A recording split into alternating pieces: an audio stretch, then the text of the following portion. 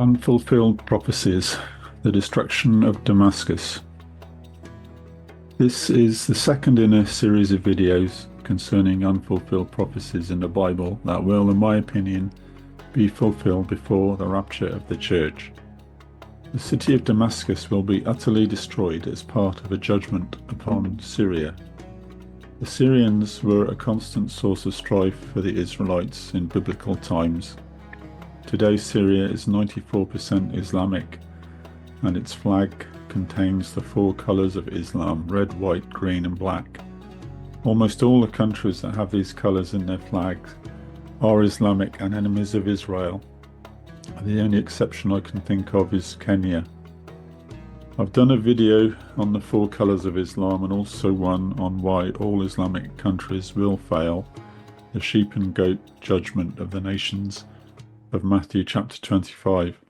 You can find these videos on the YouTube channel or on the website. Israel and Syria have been locked in a perpetual war since the establishment of Israel in 1948, with their most significant and direct armed engagements being in the First Arab-Israeli War in 1948-49, the Third Arab-Israeli War in 1967, and the Fourth Arab-Israeli War in 1973.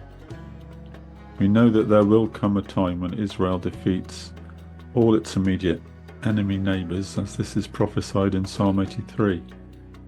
There will also be a time when Israel dwells peacefully and securely, as is prophesied in Ezekiel chapter 38. These events will occur before the rapture of the church and the tribulation. So we know that there is a time of reckoning coming to Syria, and Isaiah chapter 17 gives us more information. This chapter is basically about God's judgment on the area that we know as Syria, and in particular his judgment on its capital city, Damascus. Damascus is one of the oldest continuously inhabited cities in the world, possibly the oldest of all, and it has been continuously inhabited in all that time. It has never to date been totally destroyed. Isaiah chapter 17 verse 1 tells us that Damascus will become a heap of rubble. The burden of Damascus, behold, Damascus is taken away from being a city, and it shall be a ruinous heap.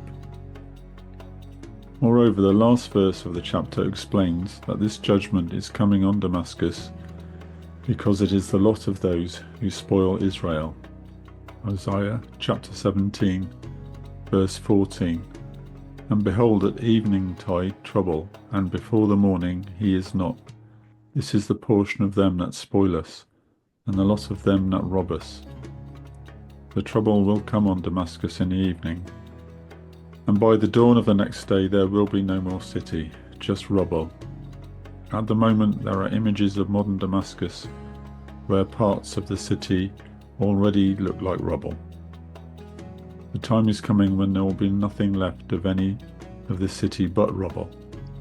This is a very serious matter because there is nothing in Scripture about Syria turning back to the Lord, as is the case with Egypt. Syria set its face against modern Israel from the day of its birth in 1948, and it has never changed its stance.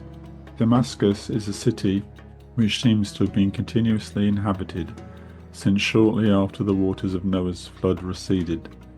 It has never repented or turned to the Lord, and in recent times has become even more anti-Israel and anti-Christian. I think that as a city it represents man's rebellion against true faith in God. Its destruction will mark the end of God's grace on the earth, or at least the beginning of the end of God's grace on the earth. When it goes, it will mark the beginning of the end of this age.